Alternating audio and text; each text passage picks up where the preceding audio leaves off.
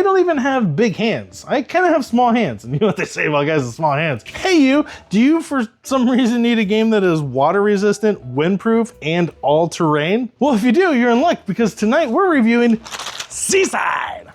Seaside is all of those things. Seaside is a push your luck set collecting game for 1 to 5 players. And the goal is quite simple. It's to have the largest stack of chips at the end of the game when the bag is empty. And Seaside probably has the easiest setup of any of the games in my collection. All you do is you put the bag in the center of the table and you randomly remove some chips according to this chart. And the chart's kind of vague. It says for 3 players, remove 15 to 20, or as I like to call it, about a handful-ish. So for teaching purposes, it's easy to look at the table as the sea. And then each player in front of them will be building a tableau on their own seaside or kind of beachy area. On a player's turn, they will simply draw 1 chip out of the bag and they will choose which side they want to activate. On each chip, there will either be a white design or a blue design. If the active player chooses to activate the side with the blue design, they will put that chip into the ocean. And the ocean is the center of the table. It's kind of like a communal part of the game that all players will be interacting with. Or should a player decide to activate the side of the chip that has a white seaside design on the bottom of the token, that token will then go in front of that player on their seaside, on their beach, on their tableau, if you will, their collection. And then the player will do the action that is printed on that side of the tile. All of the sea tiles with the blue design on the bottom will go into the center of the table and give the player another turn. So if I had this crab here and I put it out in the middle of the table, I would then draw another token immediately and take another turn. Well, I drew an isopod. That chip has the same design on it. So should I choose to activate that side, I would put it in the center of the table and then take another turn. And then let's say maybe I drew a seashell. It has that same icon on it. So if I chose to activate that side, I would then put it in the center of the table and take yet another turn. And those 3 tiles that I just drew are the only tiles that will actually go into the sea between all the players. So those are kind of like points that you're sort of building up in the center of the table in this kind of weird push your luck kind of chicken-ish manner. Because inside this bag there are also chips that will allow the active player to collect those chips. The shell, the isopod, and the crab. And each one of them kind of has its own little quirk, if you will. For instance, the seashells. In order to collect those, a player has to activate a beach tile, and they will put that beach tile in front of themselves, and then it has a little shell on the bottom of the token as a reminder that allows you to take 1 seashell from the sea for each beach token that the player has in front of them. So when you get your first beach tile, you can take 1 shell. But later on, if I got another beach tile, I would then have 2 beach tiles. So then I could take up to 2 shells from the center. And if I had a third, you see where this is going. And similar to that, should the active player get a rock and it has a little crab on the bottom as a reminder, when a player collects a rock, they don't actually get the crabs. When they get the rock, they actually have to get 2 rocks. And then they can take all the crabs from the center of the table, and they can also steal a crab from another player that has already collected a crab so far this game. So for the rocks, it's every other rock that you collect, you get to take all the crabs from the center and steal 1 from another player. So 2, 4, 6, 8. Who do we appreciate? Brian! It's the designer, Brian. Not even gonna try to pronounce his last name. And similar to those last 2 things are the Sandpipers. These birdie boys here go in front of yourself on your seaside tableau and they will eat the isopods. And again, there is a little picture of an isopod on the tile as a reminder. You can collect as many of the isopods as you wish. It sounds great, doesn't it? But wait, of course, it has to have a little quirk or twist to it. So the problem with the Sandpiper is that you can only keep your tallest stack of isopods that you've collected with the Sandpiper. So it's kind of like, do you play a Sandpiper and take 1 isopod? Because then from that point on, if you take, say, 2 isopods with the Sandpiper, you have to get rid of that first stack that you collected with only 1 isopod. So it kind of behooves you to maybe wait and collect a larger stack of isopods with the Sandpiper, maybe, but then you're in a weird position where you're like, well, I have to eat at least 4 isopods with each sandpiper, so I don't really want to use or activate a sandpiper until there's at least 4 or more isopods in the center? Or do you just go with like small stacks and just, keep nipping away with little stacks of sandpipers? Anyways, it's kind of a neat conundrum that you could find yourself in. Now we've gone over kind of the 3 prey, if you will, and then the 3 predators for those tiles.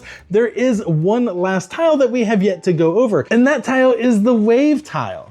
Let's see if I can pull one out here. No, isopod, taking our turn.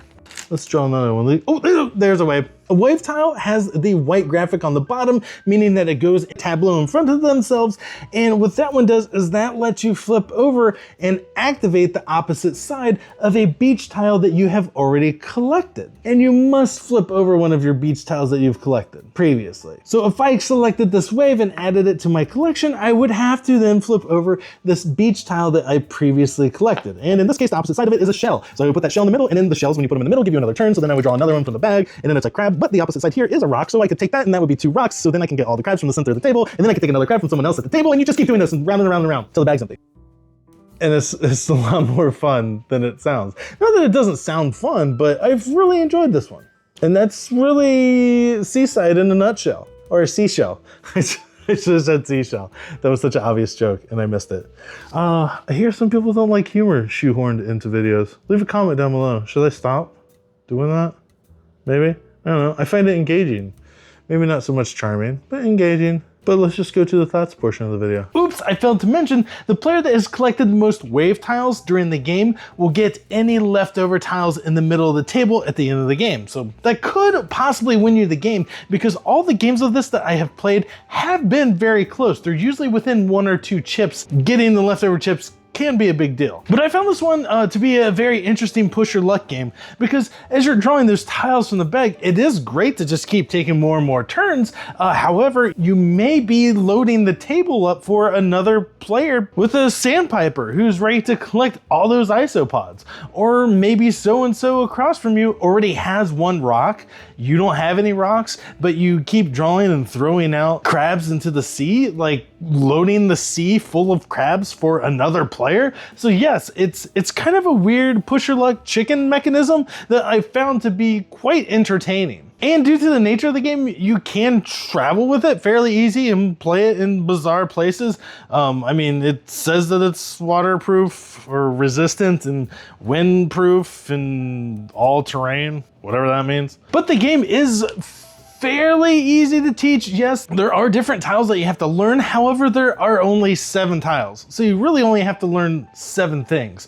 Actually, it's almost more like just learning 3 things, because there's the 3 prey, if you will, the isopods, the shells, and the crabs, and then there's the 3 predators that will take those things, and each one of those has its little twist. So really, there's essentially only 3 things really that you have to learn, and then there's the waves, and the waves flip over your beach. So okay, at most 4. So it's a fairly easy teach. I would almost suggest when you play the game with new players, just have anyone who's new at the game go last, and by the time it gets to their turn, they will probably have figured out how to play the game. But it is fast and fun, and I don't think I've ever brought the game out and only played it once. It usually warrants multiple plays because it is so fast and enjoyable. But let's pump the brakes though, because I do have some issues with the game, most of which are bizarre production issues. My copy, which I did get it from Amazon while it was on sale for $15, I have had issues with a lot of the chips. The print is already starting to come off, and I've only logged, I think, 11 plays as of recording this video. So enough plays to get a feel for the game. However, I feel like you should be able to play this game a lot more than 11 times before a lot of the paint starts chipping off of them. And the game only comes with 1 player aid. So I guess the game is fairly simple, so you probably don't need a whole lot of player aids to be passing around. Okay, so I guess there's kind of 2, because you can fold the rule book in a manner in which the back of the rule book's kind of a player aid. So I guess there's 2 player aids, so maybe that's not a very valid gripe. Anyways, the bag in my opinion is a little tight. It's a little small, and I don't even have big hands. I kind of have small hands, and you know what they say about guys with small hands. I have a difficult time sort of like, I wish I could just jam my hand in there easier and shuffle the tiles a little bit better with my little mitts. However, that's not really the case. It is kind of a tighter bag. It's very operational, but I can see if you have big man hands, you might not be able to reach in there as well as you would like. I mean, I guess you could kind of like do that thing like when you drop your credit card down between your car seats, like in the drive-thru. And so those things do kind of, I think subconsciously they are going to hurt the rating for me on this game, which I'm still going to give this game a 3.5 out of 5. I really enjoy this game, 100% adding it to my collection. I love the game. I did reach out to the publisher, so we'll see if they respond or have any kind of solution for this. Hopefully I hear back from them before posting this video. And if they do contact me afterwards, I will leave a comment down below on their resolution to this issue. But despite those issues, I do heavily recommend this game. It is a fun, light, push your luck game where you get to draw stuff out of a bag. And as always, thanks for watching. And if you found this episode entertaining or informative, please consider clicking that subscribe button. Thanks again for watching.